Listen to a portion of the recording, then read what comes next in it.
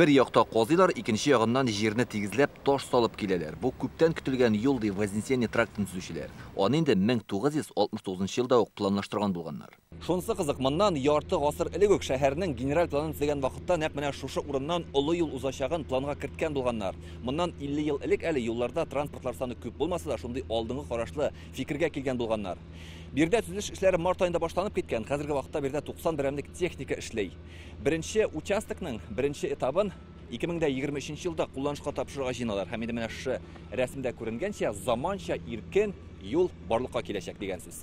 Сейчас ведутся в основном. Әлеге әзерлек эшләре бара, Җиңү проспекты ягыннан инде тоннель төзи башларга мөмкин. Һәм менә бу урында Гвардия урамында корылма төзи башлау өчен вакытлыча әйләнеп узатырган юл салына. Кыскасы, яңа төзелүче юл Мамадыш трактының дублеры булачак. Бу үзәктән Универсиада проспектыннан һәм Әмәт магистраленнан М7 трассына чыгуны җиңәйтергә тиеш. Эш барышын бүген Илсур Метшин карады. Это наша давнишняя мечта. Бу безнең күптәнге хыялыбыз. Ул шәһәрдән чыга торган магистраль, монда светофорлар булмый. Гвардия урамында, Җиңү проспектындагы киселешләрдә тоннельләр ясала. Әлеге юл төзелгәч, Мамадыш тракты бушап калачак. Трассаның беренче чиратын Җиңү проспектына кадәр 4 чакрымга якын юлны 23 елга тәмамларга планлаштыралар. Моның өчен 12 миллиард сумнан артык акча кирәк. Хәзер республика бюджетыннан 500 миллион сум акча бүлеп бирелгән. Акчаларның күп өлеше коммуникациялар чыгаруга тотыла. Бу катлаулы хезмәт.